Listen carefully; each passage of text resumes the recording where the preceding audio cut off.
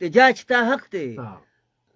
خو ستا دا حق نه دی چې ته د بل رایټ هم دغه کې که نه غصب کې وخورې لکه د بل رایټ داري ته په لار روان یې نو که په لار کې څوک احتجاج ته ناست دي نو چې هغه ستا حقوق متاثره نه شي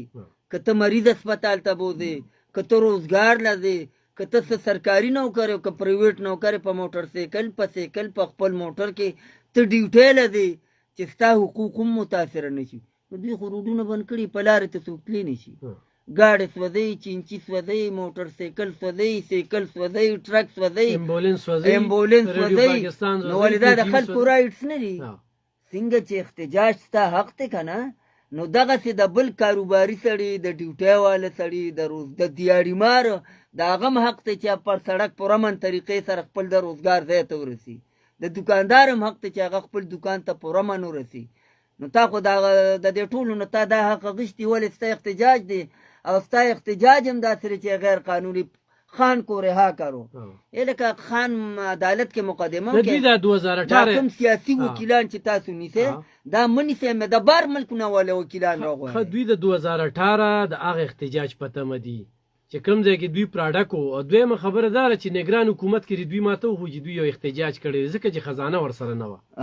بلکل دلته کې خو لکه د خزانه چې کومه ده په دغه احتجاج وسایل چې کوم دي دا خو خیر د اوس نه دي که دا خو مطلب دی دا که د پرویز خټک حکومت او اسلام آباد کې بس جلسه جلوس حتی که پلاور کې به مینار پاکستان وغیره هر ځای کې چې به په هغې به د صوبې وسایل استعمالېدل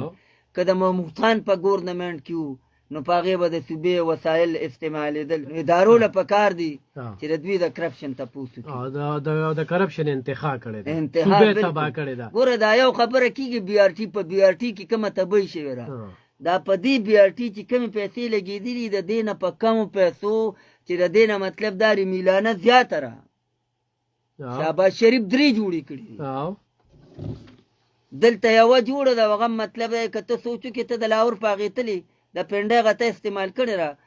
دلته خو تا نه لاندې ځای نیولی دی هلته په لاندې ځای په لاهور کې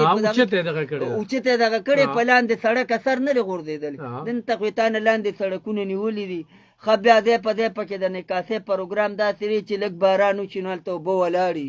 هلته مطلب دا دی ستا مدرب متاثره شي هلته ستا روزګار متاثره شي نو دا بي آر ټي خو رتبې ذریعه ده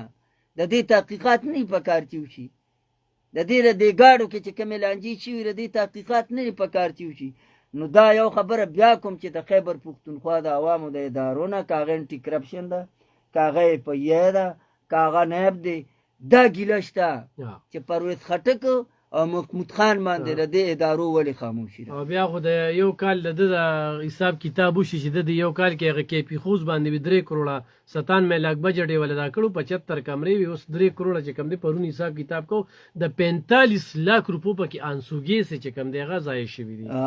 بالکل نو 3 کروڑه دا ته KP خوز دی د KP خوز ته جنگ مخاط جوړ کړي